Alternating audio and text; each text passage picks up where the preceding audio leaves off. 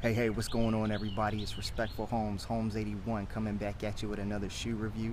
This time I'm bringing you the Nike Air Command Force, taking it back to 1991. A little bit of nostalgia for all you old school sneakerheads. This one right here, worn by David Robinson, the Admiral from the San Antonio Spurs. Something else that made this shoe really iconic is what you can see on the right over there. That movie, White Man Can't Jump. Wesley Snipes, Woody Harrelson, Billy Hoyle, Woody Harrelson's character in the movie White Man Can't Jump, wore this shoe and just killed it, man.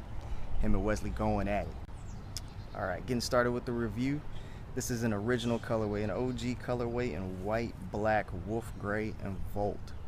All right, and you can see the shoe is predominantly white. Almost all of it is white, and it's got some hits of color.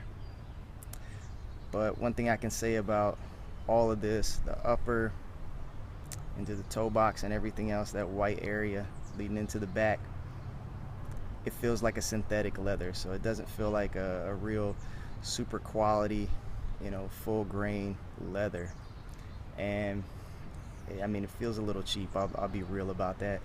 But I don't think it takes away from the shoe all that much. I don't like it, but I paid 50% off for these shoes. I got these at Sneakers and Stuff during their spring sale. Shoe retailed for $200.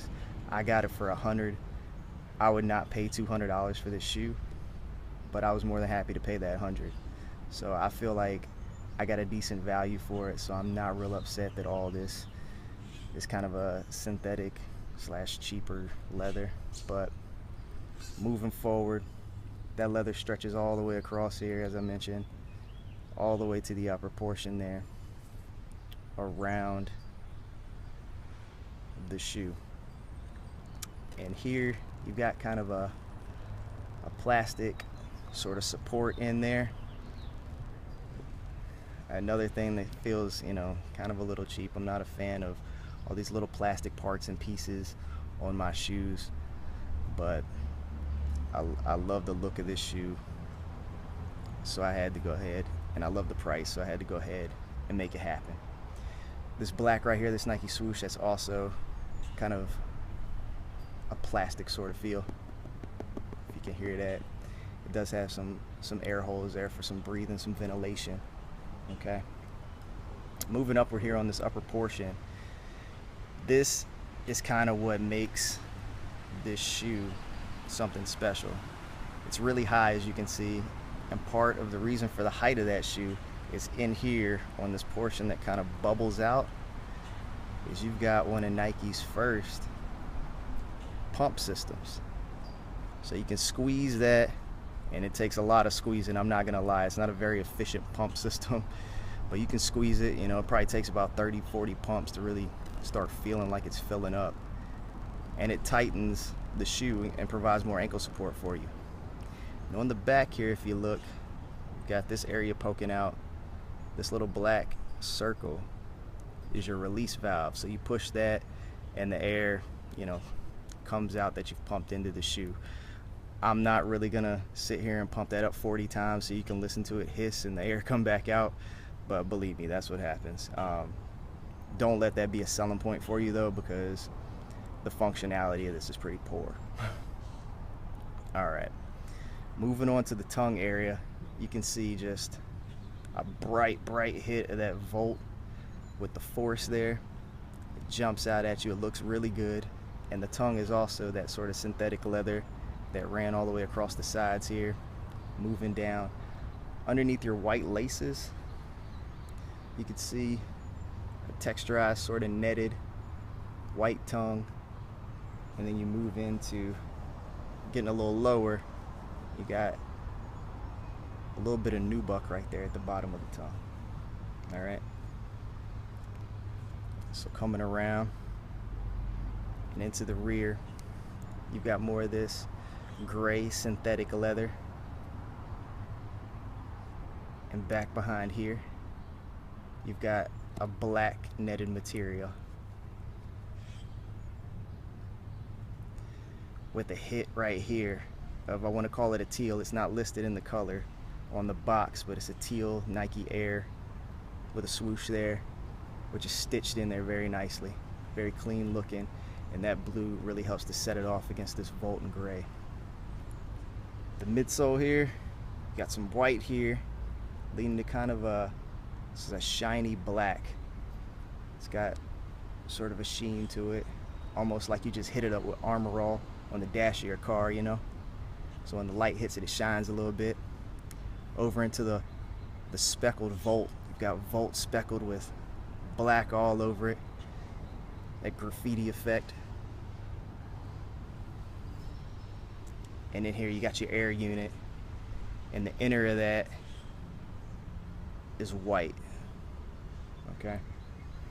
In the front portion here, you've got another hit of gray right there. Coming to the sole, you can see that you've got Volt area there, that gray again, more Volt with a nice bright Nike Air and swoosh in teal. Alright, and moving on into the inner lining. I really like this inner lining. It's kind of got a corduroy look and feel about it, which I guess if you're planning on playing ball in these, I'm not sure how that's gonna do. Might make you sweat a little bit more, but it does look and feel like it's comfortable. It's got a little bit of cushiness to it. And opening this up, you can see in there your insole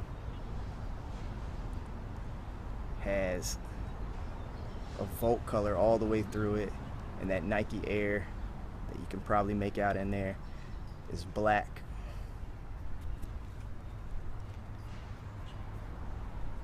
Right here, which I didn't mention earlier, you've got some more of those teal hits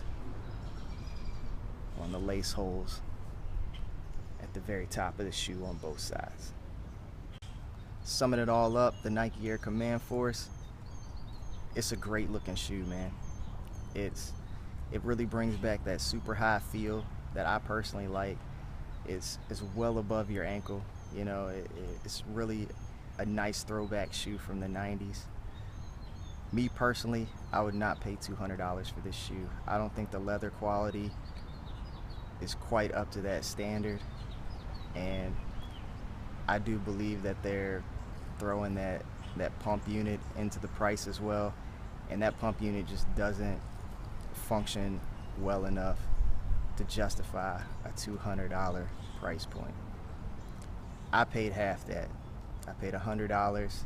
I feel like I got my money's worth with that, but doubling up, I just don't think you can do it. It's your money though, so if you like this shoe enough and you want to pay that $200 for it, you go for it, because it is a good shoe. I have a 9.5. I do feel like it fits true to size. It is a bit snug, I'm not gonna lie about that, but over time I do think that it's gonna loosen up and be comfortable for you. You be the judge. You make the call on whether you think this is a $200 shoe for you or not. Alright, I do appreciate you guys watching the video. Please like, please comment, please subscribe, please share with your friends and family. I'm gonna keep bringing more reviews to you guys outdoors here, showing you what the natural sunlight looks like on your shoes and how they're gonna look on your feet outside, man. I got a couple more packages coming, so be on the lookout for, let's see, I got the Nike Air Max 90 Velvet coming, and I've got another comparison video of some older shoes, a couple months old. It will be the Air Jordan Bulls Over Broadway versus the Air Jordan Retro Lady Liberty. So I'll do a comparison video on those two. Be on the lookout. Respectful Holmes, Holmes81, wishing you a good one. Thanks for watching this review. I'm out.